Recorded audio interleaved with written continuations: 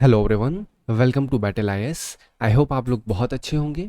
आज हम 21 अगस्त का न्यूज़पेपर एनालिसिस करेंगे। इसमें टोटल मैंने 4 आर्टिकल लिए हैं, जिसमें पहला आर्टिकल बात करता है केरला गवर्नमेंट ने हिमाचल प्रदेश की मदद करने के लिए डॉक्टर्स की टीम भेजी है, जिससे palliative care model Himachal Pradesh में भी अच्छे से अडॉप्ट किया जा सके। ये जीएस पेपर 2 के लिए रेलेवेंट है। इसमें मैं आपको समझाऊंगा क्या होती है पैलेटिव केयर। इसके पहले भी आर्टिकल था जिसमें आपको मैं एक ब्रीफ डिस्क्रिप्शन दे चुका हूँ इसके बारे में, लेकिन दोबारा मैं डिस्कस करूँगा क्या इंडिया में अभी उतने अच्छे से पैलेटिव केयर है, नहीं है, कहाँ कहाँ चैलेंजेस हैं, वो सारी चीज़ें आपके साथ डिस्कस करूँगा। इसी से कनेक्टेड जीएस 2 में 2013 में सवाल आया था, critically examine the effect of globalisation on aged population in India. इसका मैंने प्रॉपर एक्सप्लेनेशन आपको दे दिया था इसके पहले वाले आर्टिकल्स में भी जब समरी हुई थी, लेकिन फिर भी मैं कनेक्ट करूंगा और आपको बताऊंगा कैसे इस आर्टिकल के पॉइंट्स को आप यहाँ पे इंक्लूड कर सकते हैं। सेकेंड आर्टिकल बात करता है इंडिया ने क्या अग्नि 5 बैलिस्टिक मिसाइल को सक्सेसफुली टेस्ट कर लिया है या नहीं किया है, ये मैं एक्सप्लेन करूंगा प्रॉपरली। इसी आर्टिकल में आपको मैं समझाऊंगा कि क्या होती है बैलिस्टिक मिसाइल, क्या होती है क्रूज मिसाइल। इससे कनेक्टेड एज इट इज सवाल आया हुआ था कि बैलिस्टिक मिसाइल और क्रूज मिसाइल के बीच का डिफरेंसेस बताइए। फिर क्वेश्चन आया हुआ था कि जो थर्ड होता है वो क्या है। फिर इसी से कनेक्टेड जो यूएस के डिफेंस सिस्टम है, इंडिया का डिफेंस सिस्टम है, उसकी क्या रेलेवेंस है और उससे कौन कौन से पीवाईक्यूज आए हुए थे। GS paper 3 science and tech में भी इसका रेलेवेंस है। साथ ही साथ आप इसको एक डिफेंस पर्सपेक्टिव से भी अपने दिमाग में रख सकते हैं, क्योंकि यहाँ पे टेक का यूज हो रहा है। नेक्स्ट आर्टिकल बात करता है नाइजीरिया में जो माल न्यूट्रिशन की क्राइसिस है वो और ज़्यादा वर्स होती चली जा रही है। पिछले 5 से 6 महीने में अप्रॉक्सीमेटली 600-650 बच्चों की मौत हो चुकी है ड्यू टू माल न्यूट्रिशन। तो ये मैं क्राइसिस को समझाऊंगा क्या है, फिर इंडिया से कनेक्ट करूँगा, क्योंकि हम अगर इंटरनेशनल पॉलिटिक्स में या फिर जियो पॉलिटिक्स में कुछ भी पढ़ रहे हैं तो उसका मेन ऑब्जेक्टिव होता है इंडिया से कनेक्ट करना। तो इंडिया में आप बहुत बड़े लेवल पे इसको वुमेन एम्पावरमेंट में भी डाल सकते हैं, सोशल एम्पावरमेंट में डाल सकते हैं। साथ ही साथ इंडिया का जो हेल्थ सेक्टर है उससे कनेक्ट कर सकते हैं। आपके मेंस आंसर के लिए बहुत सारे पॉइंट्स आपको मिलेंगे। आप नोटिस करेंगे जो कुछ भी मैं आपको इस समरी में प्रोवाइड करता हूं वो एक फ्रेमवर्क टाइप का होता है कि आप उसको एज इट इज आंसर्स में यूज कर सकें। क्योंकि जनरली आप लोग हिंदू न्यूज़पेपर एनालिसिस देखते हैं तो उसमें क्या होता है, सिर्फ जो न्यूज़पेपर का आर्टिकल है उसका एक्सप्लेनेशन आपको मिलेगा। बट अगर मैं आपको यहाँ पे समझा रहा हूँ तो मैं कोशिश ये करता हूँ कि उस न्यूज़पेपर के आर्टिकल से 1 स्टेप फर्दर जाके आपको मैं एक इन डिटेल एक क्वेश्चन आंसर फॉर्मेट समझा सकूं, जिसमें प्रॉब्लम बताऊं, सोल्यूशन बताऊं, फिर आपको इश्यूज का हाईलाइट करूं, कंक्लूजन कैसे करना है, वो सारी चीज़ें समझाता हूं। फिर नेक्स्ट लास्ट आर्टिकल हमारा डिस्कस करेगा कि स्पेस पॉलिसी की क्या नीड अभी हमें है या नहीं है। अगर किसी भी चीज़ की नीड होती है, अगर हम बोल रहे हैं हमें ये चीज़ चाहिए, दैट मीन्स कोई ना कोई चैलेंजेस होंगे। तो मैं आपको सारी चीज़ें स्पेस पॉलिसी से कनेक्टेड समझाऊंगा। ये जीएस पेपर अगेन 2-3 में जो आपका 2 है गवर्नेंस सेक्शन पॉलिटी, वहाँ पे रिलेवेंट होगा, क्योंकि यहाँ पे बात हो रही है किस चीज़ की, लॉ के ऊपर बात हो रही है। GS paper 3 science and tech section के लिए रिलेवेंट होगा। तो काफ़ी कुछ सीखने को मिलेगा। और केवल 4 आर्टिकल नहीं है, एक और आर्टिकल अभी मैं आपको तुरंत दिखाऊंगा। वो एक मिसलेनियस आर्टिकल है जिसमें मैं डिस्कस करूंगा अभी 2 दिन पहले जो मैंने आपको पैम के ऊपर समझाया था। चलिए स्टार्ट करते हैं। इसका पीडीएफ आप टेलीग्राम चैनल से बैटल IAS16 नाम का जो टेलीग्राम चैनल है आप डाउनलोड कर सकते हैं। वहाँ से पीडीएफ आपको जो मेंस आंसर राइटिंग के लिए क्वेश्चंस होते हैं, प्रीलिम्स के लिए प्रैक्टिस क्वेश्चन हो, सब कुछ टेलीग्राम से मिल जाएगा। चलिए स्टार्ट करते हैं अपना पहला आर्टिकल। पहला आर्टिकल मिसलेनियस है। आप अभी से 2 दिन टेलीग्राम चैनल पे जाके 19 अगस्त का डाउनलोड कर सकते हैं। वहाँ पे मैंने प्रॉपरली समझा दिया है और मैंने उसी समय बोला था कि अभी इसके ऊपर न्यूज़ चलेगी। इवन दो कल या परसों के आर्टिकल में मैंने आपको समझाया था जो नया बिल आया है जिसमें प्राइम मिनिस्टर, मिनिस्टर्स या फिर जो आपके यूनियन टेरिटरी में चीफ मिनिस्टर होते हैं उनका रिमूवल कैसे हो जाएगा। अगर 30 दिन तक उन पे ऊपर क्रिमिनल चार्जेस चलते रहेंगे या वो कस्टडी में रहेंगे तो उनको रिमूव कर सकता है डिपेंडिंग अपॉन द पावर। अगर प्राइम मिनिस्टर है तो कौन करेगा, प्रेसिडेंट कर देगा। अगर चीफ मिनिस्टर है तो गवर्नर कर देगा। और अगर कोई मिनिस्टर है तो उसे कौन रिमूव करेगा, चीफ मिनिस्टर कर देगा। इसके ऊपर काफी हीटेड डिस्कशन भी चल रहा है। मैंने आपको एक ओवरव्यू दे दिया। उसी के साथ एक और आर्टिकल था जिसमें मैंने आपको पैम के बारे में समझाया था।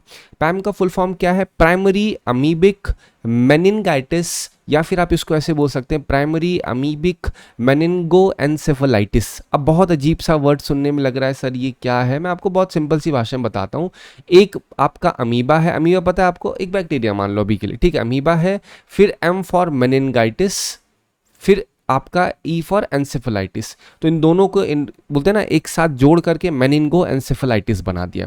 अब क्या है, जो मेनिनगोस होता है, मेनिनगिस एक ब्रेन के अंदर जिस तरह से आपकी स्किन होती है, स्किन क्या करती है, स्किन आपकी हड्डियों के ऊपर लगी होती है, चमड़ी लगी होती है, मसल्स होती है, उसके ऊपर कवर करती है आपको, ठीक है।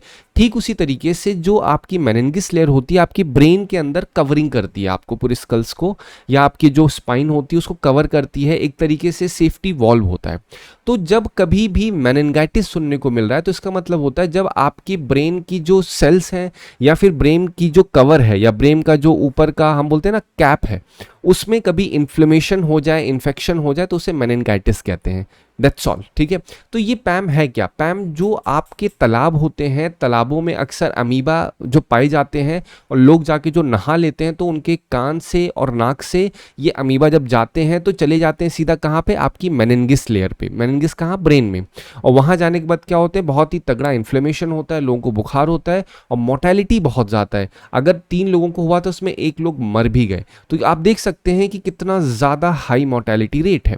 That's all. आपको जानना क्या है कि ये क्या है, अमीबिक आपका मेनिनगो एंसेफेलाइटिस। That's all. अब ये आर्टिकल इसलिए मैंने कहा ताकि आपको रिकॉल करवा सकूं। आप जा करके पीडीएफ डाउनलोड करेंगे, वहाँ मैंने इन डिटेल, ये जो है ये 19 अगस्त का आर्टिकल है, मैंने सिर्फ स्नैप डाला है यहाँ पे, जहाँ पे ये पूरा डिस्कशन हुआ था। यहाँ पे आप क्या ध्यान रखना था, नाइग्लेरिया फाउलेरी ये आपका एक फ्री लिविंग अमीबा है जो पाया जाता है कहाँ पे, रुके हुए पानी, जो आपके स्विमिंग पूल्स होते हैं जहाँ क्लोरीनेटेड नहीं होते जनरली, या पॉन्ड जो कि जहाँ स्टैंड स्टिल है, मूव नहीं कर रहा है पानी उसका, वहाँ पे अक्सर ये सारे अमीबा पाए जाते हैं, ठीक है। जो आपके अमीबा नोज और ईयर से एंटर कर जाते हैं, इतना ही आपको जानना है इसके बारे में। वही सेम चीज़ है मेनिनगो एंसेफेलाइटिस, ठीक है। चलिए अब चलते हैं अपने नेक्स्ट आर्टिकल पे। नेक्स्ट आर्टिकल, अब हमारा आज का आर्टिकल यहाँ से स्टार्ट हो रहा है। केरला हेल्थ डिपार्टमेंट ने हिमाचल प्रदेश को असिस्ट करने के लिए, किस चीज़ में असिस्ट करने के लिए, पैलेटिव केयर में असिस्ट करने के लिए, community based palliative care model को अडॉप्ट करने के लिए यहाँ से टीम भेजी है डॉक्टर्स की। 15 डॉक्टर्स की टीम, 15 नर्सेस हिमाचल प्रदेश में जाएंगे, वहाँ पे सिखाएंगे कि क्या होती है डिलीवरी ऑफ पैलेटिव केयर। जो बेड रिडन पेशेंट्स होते हैं, जो पेशेंट्स भर्ती होते हैं, अक्सर उनको बहुत सारी मदद की ज़रूरत होती है। एक इंसान, अगर सिंपल सी बात है, किसी इंसान को कैंसर है, वो एडमिट हो रखा है, उसे पता है कि भैया दवा तो चल रही है, लेकिन अक्सर उसे बहुत टेंशन होती है, एंग्जाइटी होती है। तो पैलेटिव केयर का साधारण सा मतलब होता है कि इसमें कोई दवा नहीं दी जाती, इसमें सिर्फ सांत्वना दी जाती है। जैसे किसी इंसान को कोई दिक्कत है, 2 शब्द मीठे अगर जाके बोलो, भैया आप बताइए क्या दिक्कत है आपको, मैं आपकी दिक्कतें समझ पा रहा हूँ, तो इंसान के अंदर जो भड़ास भरी होती है ना, वो निकालता है, उससे उसे कहीं ना कहीं सुकून मिलता है। तो पैलेटिव केयर को आप बहुत ही लेमन टर्म में समझ सकते हो कि कोई दवा नहीं है, बस सांत्वना देने का एक तरीका है, ठीक है। लेकिन ये भी बहुत स्पेशलाइज होता है, समझ रहे हो। अगेन मैंने लेमन टर्म में आपको समझाया है। अब आपको यहाँ प्रॉपर भाषा में समझाया जाए तो एक मेडिकल केयर, ये जो स्पेशलाइज मेडिकल केयर होते हैं, उसमें क्या होता है, जो लोगों को सीरियस क्रॉनिक या लाइफ लिमिटिंग इलनेस होती है, अक्सर ये एल्डरली पीपल को होती है। मैंने कहा अक्सर, मैंने ये नहीं कहा कि केवल एल्डरली को होती है, ठीक है। इसमें क्या मेन ऑब्जेक्टिव होता है, पेन को रिलीव करने का ऑब्जेक्टिव होता है, ठीक है। ऐसा कुछ नहीं होता कि नहीं भैया आपको मेडिसिन तो ऑलरेडी चल रही होगी, लेकिन जो आपके अंदर मेंटल प्लेन है, ट्रॉमा है, फिजिकल डिस्कम्फर्ट है, इमोशनल डिस्ट्रेस है, क्वालिटी ऑफ लाइफ, ये सब इंप्रूव करने पे फोकस होता है पैलेटिव केयर का। इसको आप अपने आंसर्स में यूज कर सकते हैं। अभी जो क्वेश्चन था क्या था, जो एजेड पॉपुलेशन है ग्लोबलाइजेशन से कैसे इंपैक्ट हुआ है, तो आप पहले समझो ग्लोबलाइजेशन का मतलब क्या है। तो आप बोलोगे सर ग्लोबलाइजेशन का साधारण सा मतलब है कि जब ग्लोबलाइज हो जाएगा, लोग एक जहां से दूसरी जहां कनेक्ट हो जाएंगे। तो अब अक्सर क्या हुआ है, पहले बहुत ही सेंट्रलाइज्ड होता था घर का रहना, एक घर था उसमें सभी लोग एक साथ 4 से 5 मेंबर रह रहे हैं। लेकिन अब कमाने के लिए बच्चे चले जा रहे हैं बाहर, माँ बाप अकेले हैं, अगर पापा नहीं है या फिर कहीं किसी के ग्रैंडफादर नहीं है तो अकेले ग्रैंड मदर को रहना। एक सिचुएशन बता रहा हूँ, आपके जहाँ नहीं है लेकिन बहुत सारे लोगों को ये सारी चीज़ें फेस करनी पड़ती हैं। तो अकेले जो माँ होती है उनको बहुत दिक्कतों का सामना करना पड़ता है। तो आप बता सकते हो कि पैलेटिव केयर की क्या इंपॉर्टेंस है, लेकिन शुरुआत कहाँ से हुई, ग्लोबलाइजेशन से तो हुई है। तो वहाँ पर आप कनेक्ट कर सकते हो ग्लोबलाइजेशन के थोड़े बहुत साइड इम्पैक्ट। या फिर साइड इफेक्ट को भी कनेक्ट कर सकते हो। तो ऐसे आपको आंसर्स को लिखना होता है।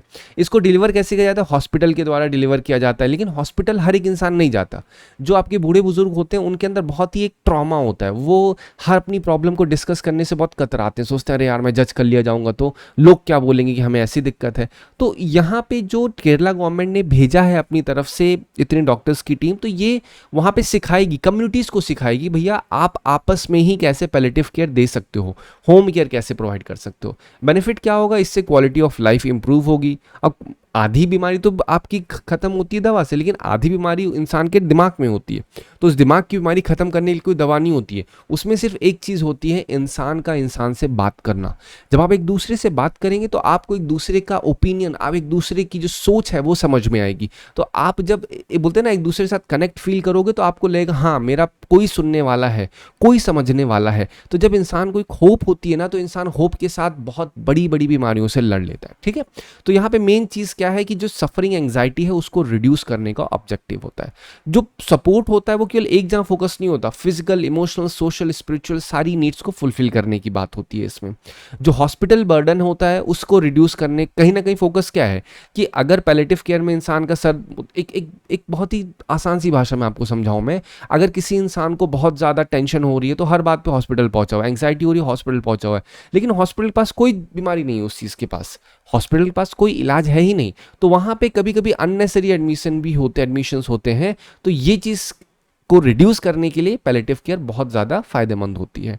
फैमिलीज़ को सपोर्ट मिलता है, ये सारे क्या है बेनिफिट्स हैं पैलेटिव केयर के। इसमें से कोई भी एक पॉइंट, देखिए मैंने इतने पॉइंट दे दिए हैं, कोई एक पॉइंट जो आप अपने दिमाग में पूरी तरीके से बैठा सकते हैं उस पॉइंट को रख लीजिए और उसी पॉइंट्स को अपने आंसर में आप यूज़ कर सकते हैं। फिर देखते हैं इंडिया में इसकी नीड क्यों है, क्योंकि इंडिया में डिसीज़ बर्डन बहुत ज़्यादा, बीमारियाँ बहुत ज़्यादा है, पॉपुलेशन बूढ़ी भी हो रही है, लोगों के बीच अवेयरनेस बहुत कम है, और अक्सर जो गाँव देहात के लोग होते हैं उनमें बहुत ज़्यादा ये सब पैलेटिव केयर के बारे में डिस्कशन नहीं होता। जो बूढ़े बुजुर्ग होते हैं गांव देहात के, उनको इससे कोई मतलब नहीं है, फैक्ट ये है। ठीक है, तो इंडिया में इन सब चीज़ों की नीड है। और अगर चैलेंजेस देखे जाए पैलेटिव केयर में, तो पहली बात तो ट्रेंड वर्कफोर्स नहीं है, क्योंकि अक्सर क्या होता है अगर कोई इंसान ट्रेंड नहीं है तो अगर कोई इंसान अपनी बातें बता रहा है, अपना पास बता रहा है, तो अक्सर उसे जज कर लिया जाता है। तो इसमें ट्रेंड वर्कफोर्स का होना ज़रूरी है। पब्लिक में अवेयरनेस नहीं है पैलेटिव केयर को लेकर के, पॉलिसी और फंडिंग गैप है, कल्चरल बैरियर्स है, कहीं ना कहीं बोलते हैं ना लोगों को लगता है कि नहीं हमको केयर नहीं चाहिए, हम तो बुढ़ा चुके हैं, अब हमें बस भगवान के भरोसे बैठना है। ये सारी चीज़ें कहीं ना कहीं और ज़्यादा प्रॉब्लम को सीवियर कर देती हैं। फिर जो एसेंशियल मेडिसिन होता है उनका एक्सेस प्रॉपर लोगों को नहीं मिल पाता है, और ये भी कहीं ना कहीं बहुत बड़ा चैलेंज है पैलेटिव केयर में। तो ये मैंने आपको देखिए क्या समझाया, बेनिफिट्स बताया, नीड बताया, फिर चैलेंजेस समझा दिए। तो इस तरीके से आपको समझना है। बट एक बहुत बड़ा सवाल खड़ा होता है, क्या ये केवल is it just for elders? Answer is no. ये केवल पैलेटिव केयर एल्डर्स के लिए नहीं है, ये किसी के लिए भी हो सकती है जिसको सीरियस लाइफ लिमिटिंग इलनेस हो। ठीक है, किसी वो बच्चा भी हो सकता है, बूढ़ा भी हो सकता है, एडल्ट भी हो सकता है। ठीक है, किसी को कैंसर हो, chronic kidney, liver, heart, lung diseases हो, तो वहाँ पे ट्रॉमा केसेस जिसको हो, उन सब में पैलेटिव केयर बहुत ज़्यादा मददगार होती है, क्योंकि इसका main focus quality of life पे होता है। और ज़रूरी नहीं है क्वालिटी ऑफ लाइफ केवल बूढ़े लोग को चाहिए हो। ठीक है, पेन रिलीफ, इमोशनल सपोर्ट, इन सब पे फोकस होता है पैलेटिव केयर का। ठीक है, तो this is all about palliative care जो आपको समझना है। चलिए अब आते हैं अपने नेक्स्ट आर्टिकल पे। नेक्स्ट आर्टिकल पे आने से पहले यहाँ पे एक आर्टिकल था जो मैंने आपको, इसके प्रीवियस आर्टिकल है ये, ठीक है, आज का आर्टिकल नहीं है, प्रीवियसली मैंने आर्टिकल समझाया था जहाँ पे केरला ने स्टेट पॉलिसी भी लॉन्च की है एल्डर पर्सन्स के लिए 2025 की। अब आप कनेक्ट कर पा रहे होंगे, केरला ने स्टेट पॉलिसी लॉन्च की, केरला ने हिमाचल प्रदेश में कुछ लोगों को बोला, तो कहीं ना कहीं केरला की पॉपुलेशन ओल्ड हो रही है। ठीक है, अप्रॉक्सीमेटली देखा जाए 30% पॉपुलेशन केरला की बात की जाए तो वो ओल्ड हो जाएगी बाय 2050। तो इस वजह से केरला ने इसको अप्लाई किया, इसको इम्प्लीमेंट किया, और उसमें ये चीज़ है कि भई जितने भी बूढ़े लोग हैं केरला में, उनके बीच एक अवेयरनेस होगी, जिससे लोगों को बोलते हैं ना जो अक्सर प्रॉब्लम फेस करने को मिलती है वहाँ पे बूढ़े लोगों को, उस चीज़ से उनको बचाया जा सके। फोकस इनका प्रो पुअर होगा, जिसमें मेन फोकस ये किया जाएगा जो इकोनॉमिकली और सोशली वल्नरेबल सेक्शन के बूढ़े लोग हैं उनको अच्छी खासी केयर प्रोवाइड की जा सके। गोल ये है कि healthy ageing, financial security, inclusivity, equitable access हर एक रिसोर्सेज का प्रोवाइड किया जा सके। अब ये आर्टिकल मैंने इसलिए क्योंकि इसी के पहले जो आर्टिकल था वो भी पैलेटिव केयर पे है, और पैलेटिव केयर की डिस्कशन केरला ने यहाँ पर भी कर रखा है, बट इसको वन स्टेप फर्दर केरला ने इंप्लीमेंट किया। अक्सर क्या होता है जो बच्चे माँ बाप को घर से बाहर निकाल देते हैं या फिर उनके ऊपर प्रॉब्लम्स या फिर डिफरेंट डिफरेंट टाइप की एट्रोसिटीज़ करते हैं, बच्चों की बात हो रही है, तो उनके लिए केरला गवर्नमेंट ने बहुत ही स्ट्रिक्ट ग्रीवेंसेस रेड्रेसल मैकेनिज्म बनाया है कि भैया अगर कुछ भी होता है तो माँ बाप भी हकदार हैं जितना माँ बाप ने बच्चों के लिए किया है। तो केरला एक थोड़ा डिफरेंट तरीके मॉडल को अप्लाई कर रहा है। केरला ने ये चीज़ बोली है कि अगर कोई इंसान बूढ़ा है, उसके पास किसी पर्टिकुलर इस फील्ड का स्पेशलाइजेशन है, किसी प्रोफेशनल फील्ड का नॉलेज है, उसका यूटिलाइजेशन होगा, उसमें उनको जॉब्स प्रोवाइड की जाएगी जिससे उनकी इंटेलेक्चुअल स्किल्स का यूटिलाइजेशन किया जा सके। तो ये सारी चीज़ें शो करती हैं कि किस तरीके से एल्डरली केयर बहुत ज़्यादा ज़रूरी है, क्योंकि जो एल्डरली हैं वो कहीं ना कहीं कुछ समय पहले या सर्टेन ईयर्स के पहले वो यंग पॉपुलेशन थी। उसने इंडिया में और पूरे वर्ल्ड की बात की जाए तो कहीं ना कहीं एक डेमोग्राफी की तरीके से काम किया है, बहुत अच्छे तरीके से इकोनॉमिक्स में मदद की है, इकोनॉमी को पुश करने में मदद की है। जब उनको ज़रूरत पड़ रही है अगर कोई नहीं खड़ा होगा तो ये चीज़ कहीं ना कहीं शो करती है कि हम लोग उसकी केयर नहीं कर सकते हैं जैसे ही इंसान का काम खत्म हो जाए। लेकिन केरला ने इस चीज़ को थोड़ा सा रिवर्स किया है। तो इन दोनों आर्टिकल को समझ के चलिए, मैंने सिर्फ इसलिए बताया ताकि आपके दिमाग में कनेक्शन बैठ सके कि कैसे केरला का ये जो एल्डरली पर्सन की पॉलिसी है वो कैसे कनेक्ट करनी है आपको पैलेटिव केयर से। ठीक है, चलिए आते हैं अपने नेक्स्ट आर्टिकल पे। नेक्स्ट आर्टिकल है इंडिया ने सक्सेसफुली, मैंने आप बोल रहा था क्या किया या नहीं किया, तो इंडिया ने अग्नि 5 बैलिस्टिक मिसाइल को सक्सेसफुली टेस्ट फायर कर लिया है। ठीक है, अब ये क्या है, इंटरमीडिएट रेंज की बैलिस्टिक मिसाइल है। ठीक है, कहाँ, चंदीपुर उड़ीसा से की गई है, चंदीपुर उड़ीसा से। पर्पस क्या है इसका, मेन पर्पस ये है कि जितने भी ऑपरेशनल और टेक्निकल पैरामीटर्स हैं, ठीक है, स्ट्रैटेजिक फोर्सेस कमांड के, उन सब को वैलिडेट किया गया है। इसकी डिज़ाइन जो है डीआरडीओ ने बना रखी है। रेंज अप्रॉक्सीमेटली 5000 किलोमीटर है। इसको इंटरकॉन्टिनेंटल बैलिस्टिक मिसाइल के वेरिएंट में डाला गया। अभी मैं समझाऊंगा आपको बैलिस्टिक मिसाइल दोबारा क्या होती है, क्रूज मिसाइल क्या होती है, इसका मेन सिग्निफिकेंस क्या है। इंडिया की जो स्ट्रैटेजिक है या स्ट्रैटेजिक जो इंडिया की सिग्निफिकेंस होती है, लॉन्ग रेंज की कैपेबिलिटी, ये long range strike capability India की, उसमें कहीं ना कहीं बहुत बड़ा ये एक एड ऑन है। क्योंकि अब इंडिया के पास 5000, सोच लो यहाँ से चाइना तक फेंकेंगे एकदम स्ट्रेट अवे जाएगा, तो ये चीज़ हाईलाइट करती है बहुत बड़ा सिग्निफिकेंस। प्रीवियस टेस्ट की बात की जाए तो उसमें एक वर्ड है multiple independently targetable re entry vehicle, इसको ज़रूर दिमाग में रखिएगा। मैंने आप एक्सप्लेन भी कर दिया ये है क्या। इसका मतलब ये होता है मिसाइल एक सिंगल छोड़ी जाएगी, ठीक है, लेकिन इसमें कई सेवरल वॉर हेड्स होंगे, मतलब एक वॉर हेड इधर, सेकंड वॉर हेड इधर, थर्ड इधर, तो एक जाएगा ए जहां पे, दूसरा जाएगा बी, तीसरा जाएगा सी, लेकिन एक ही मिसाइल से जा रहा है। तो ये होता है multiple independently targetable re entry vehicles. ठीक है, ये बेसिक मतलब होता है। अब हम समझते हैं कि आखिर ये है क्या, कॉन्टेक्स्ट इसका कैसे है। यहां तक आपका आर्टिकल खत्म हो गया, देखिए कुछ 10-15 लाइन में है, लेकिन अगर यहीं पे हम छोड़ देंगे तो फिर यूपीएससी से क्या कनेक्शन है। अगर यूपीएससी के लिए आप पढ़ रहे हैं तो वहां पे आपको आर्टिकल को 1 स्टेप फर्दर लेके जाना पड़ेगा। 1 स्टेप फर्दर में क्या है, ये अप्रॉक्सीमेटली 1 महीने पहले का आर्टिकल है जहां पे मैंने आपको बताया था कि ताइवान ने यूएस की हिमार्स रॉकेट को डिप्लॉय किया है। ठीक है, ताइवान यूएस की मिलिट्री एक्सरसाइज हो रही थी जहां पे उन्होंने हिमार्स को डिप्लॉय किया। हिमार्स क्या है, high mobility artillery rocket system. ठीक है, इसका मेन क्या है, पूरा इन्होंने लाइव फायर किया था, सिमुलेशन एक्सरसाइज हुई थी। चाइना ने इस चीज़ को लेकर के बहुत ही कंसर्न जताया था कि भैया ये चीज़ सही नहीं है, क्योंकि ताइवान और चाइना का अक्सर टसल चलता रहता है। ठीक है, इसका मेन जो फोकस था वो था एक टैक्टिक्स को दिखाना, ये देखना कि भैया हम चाइना के सर्विलांस को या वॉर टाइम सिचुएशन में किस तरीके से यूएस और ताइवान अच्छे तरीके से काम करता है। ठीक है, और ताइवान ने पहले ही चाइना की सॉवरेनिटी क्लेम को पूरी तरीके से रिजेक्ट किया हुआ है और इस चीज़ को चाइना ने पूरी तरीके से ब्लफ खा। अगेन ये पहले का आर्टिकल था, लेकिन इसमें एक वर्ड था हिमार्स। हमारे लिए ज़रूरी हो जाता है हिमार्स को पढ़ना, क्योंकि इसी से कनेक्टेड सवाल भी आया हुआ था। ताइवान के बारे में एक बार थोड़ा सा जान लो, ये ईस्ट चाइना सी है, ये साउथ चाइना सी है, ये है ताइवान, ये है चाइना। यहाँ पे आप फिलीपींस देखोगे, यहीं पे आपको दिखेगा पैरासेल, यहीं पे स्कारबोरो दिखेगा। इससे कनेक्टेड काफ़ी ज़्यादा, क्योंकि ये सारी चीज़ें क्या है, डिस्प्यूटेड है। अक्सर चाइना ताइवान, चाइना फिलीपींस में टसल चलती रहती है कि भैया कौन सी टेरिटरी किसकी है। चाइना अपने आप को बोलता है कि भैया जितने भी पास्ट में हमारी एंशिएंट हेरिटेज थी, हमारी एंशिएंट बाउंड्रीज थी, वो सब हम क्लेम करेंगे।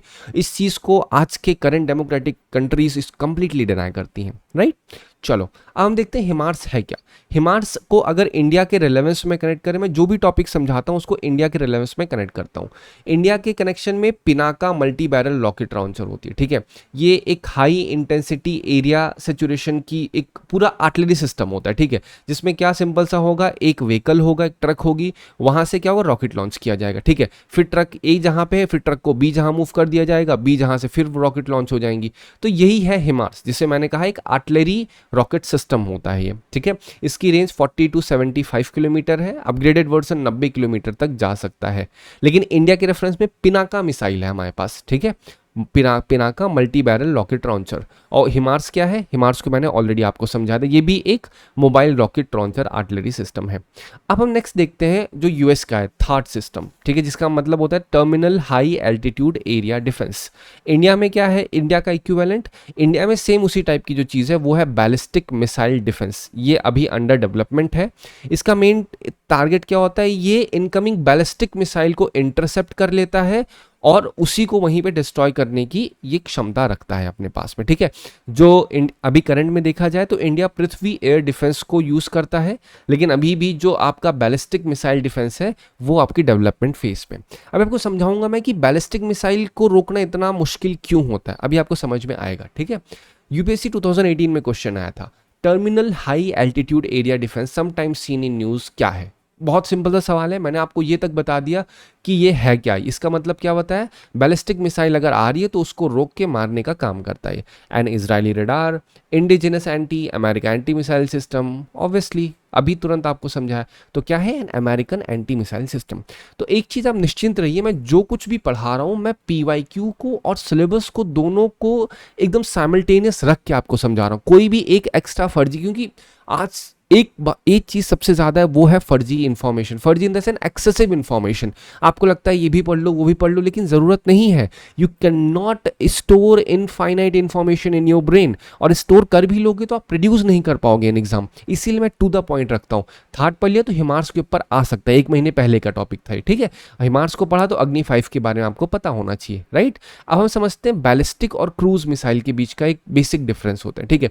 कुछ और मिसाइल्स के बारे में बता दूं, पैट्रियट मिसाइल भी है यूएस की, Tomahawk long range cruise missile है, फिर S-400 रशिया की, इंडिया ने उसको एक्वायर किया था। ये एयर डिफेंस, आपको पता है S-400 क्या है, ये आपकी क्रूज बैलिस्टिक मिसाइल जो आती है एयर डिफेंस करता है, मतलब बचाता है कहीं ना कहीं, ठीक है। जो टोमाहॉक है वो भी एक क्रूज मिसाइल है। इंडिया में हमारे पास निर्भय मिसाइल है जो टेस्टिंग स्टेज में है, ये बहुत ही प्रिसिशन स्ट्राइक के लिए यूज होती है। अभी 2 वर्ड ध्यान रखना, एक क्रूज एक बैलिस्टिक मिसाइल, ठीक है, बस अभी क्रूज मिसाइल बोला है, आप इसको रखो, ठीक है। इंडिया में हमारे पास आकाश मिसाइल सिस्टम है जो कि इक्विवेलेंट टू पैट्रियट मिसाइल है, ठीक है। जो पैट्रियट मिसाइल यूएस में, इंडिया का उसका आकाश मिसाइल है। उसकी रेंज 25 किलोमीटर अप्रॉक्स है। इसका मेन काम क्या होता है, एयरक्राफ्ट को इंटरसेप्ट करना, यूएवीज को इंटरसेप्ट करना, जो शॉर्ट रेंज मिसाइल होती हैं उन सबको इंटरसेप्ट करना। घूम फिर के जितनी भी चीज़ें बता रहा हूँ इनका मेन चीज़ क्या है, एक रॉकेट होगी, रॉकेट इंटरसेप्ट करेगी, सारी चीज़ें क्या करिए, रॉकेट इंटरसेप्शन होगा, फिर रॉकेट लॉन्च होगा, यही तो होगा ना। या तो रॉकेट को लॉन्च किया जाएगा, रॉकेट को लॉन्च क्यों करेंगे, जब सामने से रॉकेट आ रही होगी उसको रोकने के लिए करेंगे। तो जितना मैंने 5 बताया वो 2 ही काम कर रहे हैं, या तो मिसाइल लॉन्च कर रहे हैं आने हुए रॉकेट को लेकर के जो सामने से रॉकेट आ रही है, या तो डायरेक्टली हिट करने का यूज हो रहा है, ठीक है। चलो अब हम देख लेते हैं बैलिस्टिक मिसाइल और क्रूज मिसाइल में फ़र्क। ये आपको ऑलरेडी मैंने समझाया था प्रीवियस आर्टिकल्स में, बट फिर मैं समझाता हूँ। बैलिस्टिक मिसाइल ये एक हाई और एक कर्व ट्रैजेक्टरी को फॉलो करती है। अगेन सुनने में लग रहा है सर ये क्या है कैसे है, बट इस सब को पूरी तरीके से भूल जाओ, आसान सी भाषा में ये एक इमेज को देखो बस, ठीक है। बैलिस्टिक मिसाइल क्या है, मान लो ये एक ट्रक है, यहाँ से एक मिसाइल छोड़ी गई, ये क्या करेगी, ये आसमान में जाएगी। जिस तरीके से एक बैलून होता है, बैलून को आसमान में एक बार आपने छोड़ दिया तो क्या बैलून का रास्ता आप डिसाइड कर सकते हो, से येस और नो। मैं आपसे पूछ रहा हूँ, I am not in front of you but I am asking you. सोचो, बोलोगे बिल्कुल नहीं कर सकते क्योंकि बैलून एक बार आसमान में गया तो बैलून कहाँ जाएगा किसी को नहीं पता। तो सेम उसी तरीके से बैलिस्टिक मिसाइल होती है, बैलिस्टिक बैलून, ऐसे दिमाग में रख लो आप लोग।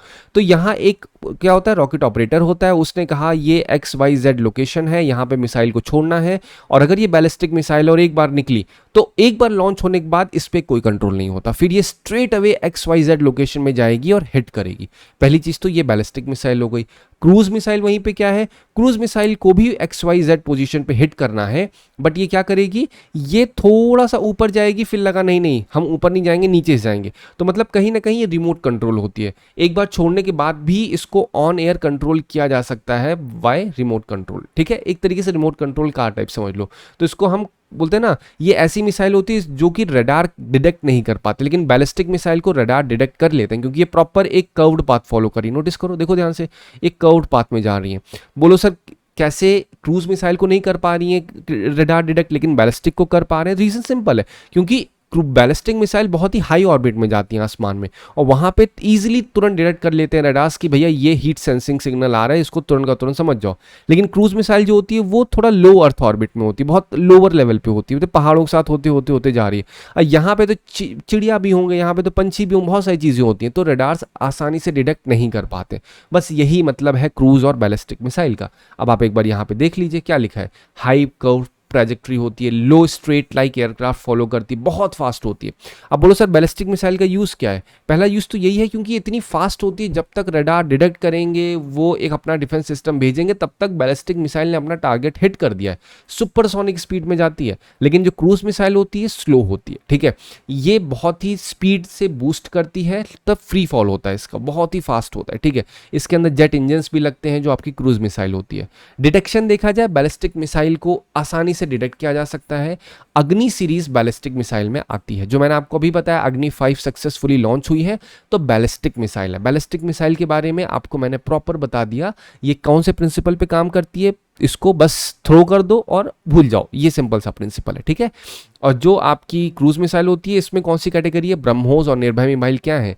ये आपकी क्रूज मिसाइल की कैटेगरी में आती है। अगर आपसे बोला जाए कि अग्नि सीरीज आपकी क्रूज मिसाइल है, तो गलत है वो। अब इसी से कनेक्टेड क्वेश्चन देखो 23 में आया, बैलिस्टिक मिसाइल आज जेट प्रोपेल्ड। अब आप खुद देखो जेट प्रोपेल्ड क्या है, आप बताओ मुझे। Jet engine powered through flight, cruise missile है, तो ऑब्वियसली गलत हो जाएगा ये, है कि नहीं है? अग्नि 4 is a medium range supersonic missile, while BrahMos is a solid fuel intercontinental ballistic missile. जो मैंने आपको बताया वैसे ही क्वेश्चन पूछे जा रहे हैं। क्या ब्रह्मोस इंटरकॉन्टिनेंटल बैलिस्टिक मिसाइल है? बैलिस्टिक है क्या ब्रह्मोस? नहीं, ब्रह्मोस तो क्रूज मिसाइल है ना, तो ये भी गलत हो गया, तो नाइदर वन और नाइदर टू। तो अक्सर यूपीएससी क्या करता है, एक्स, अगर एक टर्म एक्स है एक टर्म वाई है, एक्स को देखा जाए, एक्स जो है ए काम करे, वाई जो है बी काम करे, तो अक्सर क्या करते हैं, एक्स वाले काम का रिप्लेसमेंट जो एक्स काम करता है उसको वाई के काम से जोड़ देते हैं, मतलब वाई को ए के साथ, फिर जो वाई काम बी करता है उस बी काम को एक्स के साथ जोड़ देते हैं। यही सा काम तो कर रहे हैं। बैलिस्टिक वाले में क्रूज वाली चीज़ डाल दे रहे हैं, क्रूज वाले में बैलिस्टिक चीज़ डाल देते हैं। ये भी एक यूपीएससी का ट्रैप होता है। बट अगेन इसको सॉल्व करने के लिए आपके पास एक बेसिक नॉलेज का होना ज़रूरी है, ठीक है। आई होप आपको अच्छा खासा आइडिया लग रहा होगा कैसे आपको समझना है क्वेश्चंस को, कैसे कनेक्ट करना है आर्टिकल को आपको अपने आंसर्स में, ठीक है। चलिए अब आते हैं अपने नेक्स्ट क्वेश्चन पे। नेक्स्ट क्वेश्चन क्या है, नाइजीरिया में जो मेल न्यूट्रिशन क्राइसिस चल रही है उस पर डिस्कशन करते हैं। अफ्रीका की लार्जेस्ट इकोनॉमी और ऑयल प्रोड्यूसर कौन है? नाइजीरिया है, ठीक है। जो नॉर्दर्न नाइजीरिया है वो सीवियर मेल न्यूट्रिशन क्राइसिस से जूझ रहा है। बताया मैंने आपको, एक्यूट मेल न्यूट्रिशन जो है वो आपका 208% से बढ़ चुका है। सोचो 208% से बढ़ चुका है मेल न्यूट्रिशन। मेल न्यूट्रिशन मतलब क्या होता है, मान लो एक बच्चा है, एक बच्चे को एक दिन में लेट्स से 100 कैलोरी चाहिए, मान लेते, बट 100 नहीं चाहिए होती, 1000 कैलोरी जनरली चाहिए, तो उसे कैलोरी नहीं मिल रही पहली बात तो। जो न्यूट्रिएंट्स चाहिए, न्यूट्रिएंट में क्या है, कैल्शियम चाहिए, प्रोटीन चाहिए, जिंक चाहिए, पोटेशियम, कुछ भी नहीं मिल रहा, तो ये क्या कहा जाएगा, मेल न्यूट्रिशन। न्यूट्रिशन सही से ना मिलने को मेल न्यूट्रिशन कहते हैं, दैट्स ऑल। तो ये इतना बड़ा आर्टिकल है, ठीक है। अब इस आर्टिकल में जितनी भी चीज़ें हैं उन सबको मैंने एक साथ कनेक्ट किया और कनेक्ट करके इंडिया के रेफरेंस में आपको समझाता हूँ मैं, ठीक है। क्योंकि देखो नाइजीरिया के मेल न्यूट्रिशन पढ़ लोगे और इंडिया की क्राइसिस के साथ कनेक्ट नहीं कर पाएंगे तो कहीं ना कहीं फॉल्ट होगी हमारी वो। और ये पूरा नाइजीरिया के ऊपर है, यहाँ इंडिया का कोई कनेक्शन नहीं है, लेकिन मैं इसी को इंडिया से कनेक्ट करूँगा। देखो नाइजीरिया में क्या है, वहां पे कॉन्फ्लिक्ट, जो माल न्यूट्रिशन है उसका मेन कारण क्या है, ड्यू टू कॉन्फ्लिक्ट।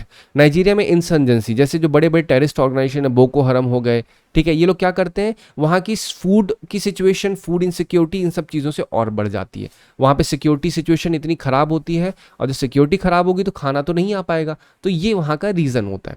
इंडिया में देखा जाए तो इंडिया में भी इंसर्जेंसी कुछ रीजन्स में, जैसे लेफ्ट विंग एक्सट्रीमिज्म देखा जाए, मणिपुर कॉन्फ्लिक्ट देखा जाए, इससे क्या होता है, फूड सप्लाई और हेल्थ केयर डिलीवरी कहीं ना कहीं इम्पैक्ट होती है। अब आपको समझ में आ रहा है कि अगर कभी पूछा जाए हेल्थ क्राइसिस में क्या डाल सकते हो, तो आप बोल सकते हो टेररिस्ट या फिर लेफ्ट विंग जो एक्सट्रीमिज्म होता है या फिर कॉन्फ्लिक्ट होता है वो फूड सप्लाई को, हेल्थ केयर डिलीवरी को भी इम्पैक्ट करता है। क्लाइमेट चेंज वल्नरेबिलिटीज़ ये कहाँ पे है? नाइजीरिया में हमको पता है ड्रॉट्स, बहुत सूखा पड़ता है, रेनफॉल बहुत अलग है, एग्रीकल्चर हार्म होता है, इस वजह से क्या होती है? मैल न्यूट्रिशन होता है। इंडिया में क्या कुछ ऐसा होता है? बिल्कुल। जो बुंदेलखंड, विदर्भा, मराठवाड़ा, राजस्थान का रीजन है वहाँ पे जब क्रॉप फेलियर होता है तो उससे कुछ कुछ जहाँ पे एक्यूट मैल न्यूट्रिशन हो जाता है। ठीक है, आप कनेक्ट कर पा रहे हैं? नाइजीरिया के रेफरेंस को मैं इंडिया में लेके आ रहा हूँ। फिर वहाँ पे जो वीक हेल्थ केयर इंफ्रास्ट्रक्चर है, कहाँ पे? रिमोट एरियाज में, जो वहाँ गाँव देहात है वहाँ पे काफ़ी वीक हेल्थ केयर इंफ्रास्ट्रक्चर है। तो क्यों है? क्योंकि वहाँ अंडर फंडेड है, स्टाफ्स की शॉर्टेज है, वैक्सीनेशन कवरेज बहुत ही पुअर है। इंडिया के रेफरेंस से बात की जाए तो जो रूरल ट्राइबल बेल्ट है उन वहाँ पे अक्सर ट्रेंड प्रोफेशनल्स नहीं होते हैं, ट्रेंड पर्सनल्स नहीं होते हैं, प्रॉपर तरीके से वहाँ पे न्यूट्रिशन प्रोग्राम्स नहीं होते हैं प्रॉपर। अभी भी हम लोग इस प्रोसेस में हैं। नेशनल हेल्थ केयर जो मिशन है हमारा, उसमें हम कोशिश कर रहे हैं कि जो रिमोट एरियाज़ हैं, बहुत ही ट्राइबल बेल्ट्स हैं, वहाँ पर भी हेल्थ केयर फैसिलिटीज़ प्रोवाइड की जा सके, बट अभी भी वीक है वो। ठीक है, तो इसलिए नाइजीरिया के साथ मैंने कनेक्ट किया इसको। फिर अभी भी क्या है? एक्सटर्नल एड पे और जो आपका डोमेस्टिक पॉलिसी है, दोनों पे कहीं ना कहीं डिपेंडेंस है। कहाँ की? नाइजीरिया की। नाइजीरिया में जितनी भी चीज़ें आती हैं वो कहाँ से आती है? फॉरेन असिस्टेंस बहुत ज़्यादा होता है। अगर देखा जाए एक्सटर्नल एड, जैसे यूनाइटेड नेशंस की कुछ ऑर्गेनाइजेशन है तो फंड करती हैं, वहाँ पे आपका फूड शॉर्टेज जब होता है तो ये सारी ऑर्गेनाइजेशन क्या करती हैं? आके एड्स देती हैं, दैट्स ऑल। लेकिन इंडिया में क्या है? इंडिया में थोड़ा सा जो यहाँ का डोमेस्टिक फ्रेमवर्क है काफ़ी स्ट्रांग है, लेकिन फिर भी डोमेस्टिक फ्रेमवर्क मतलब हमें बाहर से एड्स की ज़रूरत नहीं पड़ती। हमें ये नहीं चाहिए कि भैया हमें बाहर से एडिंग होगी तब हम खाना दे पाएंगे। हमारे पास अपना खुद का डोमेस्टिक फ्रेमवर्क ठीक ठाक है, पोषक अभियान है, फिर हम लोगों ने बोलते हैं ना मिड डे मील स्कीम भी लॉन्च कर रखी है। बट स्टिल ये सारी चीज़ें प्रॉपर मॉनिटरिंग, फंडिंग या फिर लास्ट मील डिलीवरी नहीं हो पाती, तो बीच में काफ़ी ज़्यादा इसमें क्या होता है? ड्रॉपेज होता है, काफ़ी इसमें लीक्स होते हैं। लीक्स मतलब मिडिल मैन अक्सर अपना जेब भरते हैं और वो लास्ट मील डिलीवरी नहीं हो पाती है। ठीक है, तो ये सारी चीज़ें क्या हैं? जो नाइजीरिया में मैल न्यूट्रिशन की कंडीशन है उसको इंडिया के साथ कनेक्ट करना। ठीक है, तो हमेशा ध्यान रखिए आप पढ़ क्यों रहे हो। आप सिर्फ सिंपल इसको पढ़ लोगे, बोलोगे हाँ हाँ समझ में आ गया, बहुत अच्छा लगा, लेकिन अगर आपने एक पॉइंट भी नहीं निकाल पाए अपने आंसर्स के लिए तो it will be all waste. ठीक है, चलो अब आते हैं कि इंडिया के लिए क्या की टेक अवेज हैं। पहली बात तो जो न्यूट्रिशन सेफ्टी नेट है हमें वो मजबूत करना होगा, जो बेसिक न्यूट्रिशन है। ठीक है, कहाँ पे कभी कोई ऐसे एरिया जो कॉन्फ्लिक्टेड हो, जहाँ पे क्लाइमेट सेंसिटिव रीजन्स हो, तो वहाँ पे हमें क्या करना होगा? न्यूट्रिशन सेफ्टी नेट को अच्छे से इम्प्लीमेंट करना होगा। अर्ली वार्निंग सिस्टम को अच्छे से हमें इंटीग्रेट करना होगा जिससे कभी भी वेस्टिंग ना हो। ठीक है, जब कभी कोई क्लाइमेट की सीवियरिटी हो या क्लाइमेट रिलेटेड कोई डिजास्टर हो रही है तो वहाँ पे हमारे पास अर्ली वार्निंग सिस्टम्स होने चाहिए जिससे वहाँ के लोगों को प्रॉपर तरीके से खाना मिल सके। फंडिंग कंसिस्टेंट होनी चाहिए, लीकेज नहीं होना चाहिए, वर्कफोर्स ट्रेंड होनी चाहिए। और जब वर्कफोर्स ट्रेंड की बात हो रही है तो सेम इसको पैलेटिव केयर के साथ कनेक्ट करिए। पैलेटिव केयर में भी एक चैलेंज है कि वर्कफोर्स क्या है? ट्रेंड नहीं है, इस वजह से वो लोग अच्छे तरीके से नहीं सिंपैथी दे पाते हैं। हमें ओवर रिलायंस अवॉइड करना होगा एक्सटर्नल एड से और अपना खुद का रिजिलियंट सेल्फ सफिशिएंट सिस्टम बनाना होगा। ठीक है, तो ये सब क्या है? ये सब वे फॉरवर्ड है जो इंडिया कर सकती है आगे आने वाले समय में in order to avoid malnutrition crisis which is currently happening in Nigeria. ठीक है, आई होप आपको इससे काफ़ी सीखने को मिला होगा। नेक्स्ट आर्टिकल पे आते हैं। नेक्स्ट आर्टिकल बात करता है इंडिया की, क्या इंडिया में एक कॉम्प्रहेंसिव स्पेस लेजिस्लेशन की नीड है या नहीं है? तो आंसर इज बिल्कुल है। क्यों? क्योंकि इंडिया बहुत ही रैपिडली एडवांस कर रहा है स्पेस एक्सप्लोरेशन में, जैसे चंद्रयान, गगनयान जैसे मिशंस बहुत ज़्यादा अब लॉन्च पे चल रहे हैं। लेकिन अभी भी हमारे पास एक कॉम्प्रहेंसिव, एक बोलते हैं ना, एक फुल ड्राफ्ट नहीं है पॉलिसी का, एक नियम कानून प्रॉपर तरीके से नहीं है कि जो स्पेस एक्टिविटीज़ हो रही है, जैसे हम लोग क्या करते हैं जनरली पार्क में खेल रहे हैं, अगर कहीं भी कोई एक्टिविटी कर रहे हैं, जैसे बिजनेस एक्टिविटी कर रहे हैं, तो उसमें नियम कानून बने हैं ना कि बिजनेस एक्टिविटी में आपको जीएसटी फाइल करना है, आपको इनकम टैक्स फाइल करना है। उसी तरीके से स्पेस एक्टिविटीज़ हो रही हैं उसके लिए क्या कोई नियम कानून है? तो आंसर इज अभी एक कॉम्प्रहेंसिव लीगल फ्रेमवर्क नहीं है हमारे पास। अभी भी जो हम फॉलो करते हैं ग्लोबल कॉन्टेक्स्ट में फॉलो करते हैं। ग्लोबली एक आउटर स्पेस ट्रीटी 1967 में आई थी। इस ट्रीटी में क्या हुआ था? इंटरनेशनल प्रिंसिपल सेट किए गए थे कि जो स्पेस है, अंतरिक्ष, पूरी ह्यूमैनिटी के लिए, पूरी इंसानियत के लिए सेम तरीके से है। कोई इसमें नेशनल आके ये नहीं बोलेगा भैया ये मेरा है वो तुम्हारा है, लेकिन हर एक स्टेट की रिस्पॉन्सिबिलिटी है, चाहे वो गवर्नमेंट का हो चाहे प्राइवेट एक्टिविटीज़ कर रहा हो, कि इसको बहुत ही एक जुडिशियसली यूज़ करे। इसका यूज़ ये नहीं होना चाहिए कि यहाँ पे आप एक्सप्लॉइटेशन स्टार्ट कर दो पूरे अंतरिक्ष का। कई नेशंस की बात करें, यूएस, जापान, लग्जमबर्ग, इन लोगों ने अपनी खुद की राष्ट्रीय जो बोलते हैं ना नेशनल लेवल पे स्पेस लॉ को इम्प्लीमेंट कर रखा है, बनाया हुआ है। ठीक है, कैसे बनाते हैं कि लाइसेंसिंग कैसे होगी किसी भी फर्म की, अगर कोई फर्म है, उस फर्म ने कोई गंदगी फैलाई है स्पेस में तो उसकी लायबिलिटी क्या है, कमर्शियल राइट्स क्या क्या है, तो इन सब की क्लैरिटी देशों ने बना रखी है जो कि बहुत ज़्यादा स्पेस में या स्पेस एक्टिविटीज़ में इन्वॉल्व है। अब इंडिया की करंट पोजीशन देखी जाए तो इंडिया ने यूएन की स्पेस ट्रीटीज़ को रेटिफाई तो कर रखा है, लेकिन अभी भी हमारे पास एक स्पेस एक्टिविटीज़ का लॉ नहीं है। जिस तरह से बिजनेस एक्टिविटीज़ का लॉ है, हमारे पास स्पेस एक्टिविटी का लॉ नहीं है। अगर देखा जाए करंट में क्या मेजर्स इंक्लूड हैं, तो हमारे पास एक इंडिया की स्पेस पॉलिसी 2023 है। अगेन ये कोई कॉम्प्रिहेंसिव पॉलिसी नहीं है, एक सिंपल सी पॉलिसी है कैसे हम प्रमोट करेंगे स्पेस एक्टिविटीज़ को। फिर एक इन स्पेस नॉर्म्स है, इन स्पेस नॉर्म्स के बारे में भी आपको बताऊंगा। ये भी आप समझ लीजिए कि ये सिर्फ एक बॉडी है इन स्पेस। ठीक है, ये बॉडी क्या है, ऑटोनॉमस बॉडी है आपका मिनिस्ट्री ऑफ साइंस के अंदर में, दैट्स ऑल। अब इसका मेन काम यही होता है कि किस तरीके से ये प्रमोट करे, लाइसेंसिंग दे। ओवरऑल देखा जाए तो स्पेस में जो प्राइवेट फर्म्स होती हैं उनको कैसे इंक्लूड किया जाए, दैट्स ऑल। ठीक है, अभी आपको इसकी डिटेल भी आपको प्रोवाइड करूंगा मैं। इंडिया का खुद का एक प्रॉपर लेवल पे एक जो स्टैंडर्ड सेट होता है वो उतना अच्छे से नहीं है, बस हमने एक कैटलॉग बना रखा है कि भैया स्पेस इंडस्ट्री में क्या क्या स्टैंडर्ड्स फॉलो करने हैं, लेकिन ये पूरी तरीके से फ्रैगमेंटेड है। फ्रैगमेंटेड मतलब बिखरे हुए हैं। ठीक है, कोई इसमें एक स्टैट्यूटरी अथॉरिटी नहीं है। जिस तरह से ये नहीं बोल रहे मिनिस्ट्री ऑफ स्पेस, ये सारी चीज़ें अभी नहीं एग्जिस्ट कर रही हैं इंडिया में। तो इंडस्ट्री चैलेंज वही है कि जो इन स्पेस है, इन स्पेस क्या है आप ये भी समझ लो, इन स्पेस एक ऑटोनॉमस बॉडी है डिपार्टमेंट ऑफ स्पेस में। ठीक है, डिपार्टमेंट ऑफ स्पेस के अंदर में एक ऑटोनॉमस बॉडी है जो 2020 में एस्टेब्लिश की गई थी। 2025 में क्वेश्चन ही पूछा गया था, इस पे नहीं पूछा गया था, क्वेश्चन ये था कि भैया ये एक्स बॉडी कौन से डिपार्टमेंट का हिस्सा है। ठीक है, तो इसी तरीके से भी पूछ सकते हैं कि इन स्पेस एक ऑटोनॉमस बॉडी है तो कौन से डिपार्टमेंट का हिस्सा है। तो आपको पता होना चाहिए डिपार्टमेंट ऑफ स्पेस का हिस्सा है इन स्पेस। ये प्रमोट और रेगुलेट करती है प्राइवेट सेक्टर का पार्टिसिपेशन स्पेस एक्टिविटीज़ में।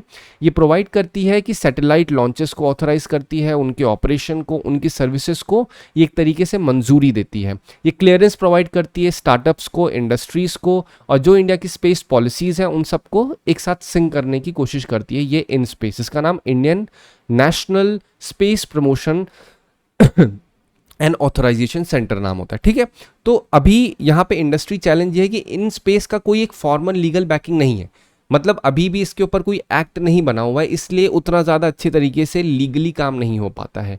जो स्टार्टअप्स होते हैं उनको कई मल्टीपल मिनिस्ट्रीज़ के अप्रूवल चाहिए होते हैं। जैसे अभी आपको अगर एक बिजनेस को सेटअप करना है तो आप सिंपली क्या करोगे, आप जाओगे मिनिस्ट्री ऑफ कॉर्पोरेट अफेयर्स के पास, बोलोगे भैया हमें अपना बिजनेस बोलते हैं ना एस्टेब्लिश करना है, पूछेगा आपसे कौन सा बिजनेस करना है, बोलोगे सर हमें बोलते हैं LLP करना है या प्राइवेट लिमिटेड कंपनी करना है, मतलब एक मिनिस्ट्री है। बट यहाँ पे स्पेस में अगर आपको स्पेस में कोई सैटेलाइट लॉन्च करनी है, आप प्राइवेट फर्म हो, तो आपके पास मल्टीपल मिनिस्ट्री के पास जाना हो। इन्वायरमेंट मिनिस्ट्री के पास जाओगे एक अप्रूवल लेने के लिए, फिर आप जाओगे दूसरी मिनिस्ट्री के पास, लेट्स से कॉर्पोरेट के पास जाओगे कि वहाँ पे मतलब हर एक में आपको हर्डल्स काफ़ी दिखेंगी। लेकिन अगर एक सिंगल विंडो बना दिया जाए कि एक ही मिनिस्ट्री सब काम होगा तो कहीं ना कहीं काफ़ी ईज हो जाएगा। इस पॉइंट को आप ज़रूर से ज़रूर, मैं कह रहा हूँ मस्ट मेंशन करिएगा आंसर में। अगर कभी दिखाए challenges in India's space sector तो वहाँ पे ये ज़रूर लिखिएगा कि इंडिया में अभी भी जो बोलते हैं ना स्पेस पॉलिसी है वो इंटीग्रेटेड नहीं है। जो हमने इन स्पेस रखा है उसकी कोई लीगल बैकिंग नहीं है, अभी भी क्लियर रूल्स नहीं है लाइसेंसिंग पे कि अगर इन्वेस्टिगेशन कोई एक्सीडेंट होता है स्पेस में तो उसका क्या इन्वेस्टिगेशन होगा, कैसे होगा, स्पेस में जो आपके डब्रीज होती हैं, वेस्ट होता है, उसका मैनेजमेंट कैसे होगा, डेटा रेगुलेशन, इस सब के ऊपर अभी भी क्लियर रूल्स नहीं उतने अच्छे से सेटअप किए गए हैं। तो इसका क्या वे फॉरवर्ड है, हमें एक कॉम्प्रिहेंसिव नेशनल स्पेस लॉ चाहिए पहली बात तो, ठीक है, जिसमें डिफाइन हो लाइसेंसिंग, लायबिलिटी, हर एक चीज़ का प्रॉपर तरीके से एक सेटअप होना चाहिए, एक फ्रेमवर्क होना चाहिए और वो फॉलो करके, क्योंकि इंडिया का स्पेस में बहुत ज़्यादा अच्छे तरीके से पार्टिसिपेशन हो रहा है तो उस केस में ये ज़रूरी हो जाता है कि हमारे पास एक स्पेस पॉलिसी हो। ठीक है, जब वो होगी तो कहीं ना कहीं उसमें इन्वेस्टर का कॉन्फिडेंस बढ़ेगा, इन्वेस्टमेंट होगा, FDI और अच्छा होगा, ग्लोबल कॉम्पिटिटिवनेस उतनी अच्छी होगी, साथ ही साथ हम कंप्लायंसेस जो होते हैं जो इंटरनेशनल स्पेस लॉ के हैं और अपने जो आपके नेशनल स्पेस लॉज हैं उन सब के कंप्लायंसेस को जो रूल्स हैं उनको एक साथ बोलते ना फॉलो किया जा सकता है आसानी से। ठीक है, आई होप आपको इस वीडियो से मदद मिली होगी। Thank you so much for watching this video.